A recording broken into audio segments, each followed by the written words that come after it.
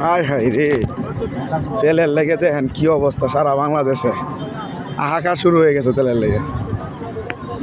আয় সর্বনাশ, এই তেল এই পর্যায়ে কতদিন থাকবো এরকম? আয় হায় রে, ঝগড়া হইতেছে নাকি? ঝগড়া হয় নাকি? আরে কি অবস্থা!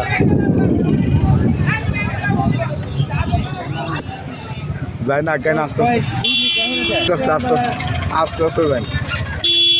আয় হাই,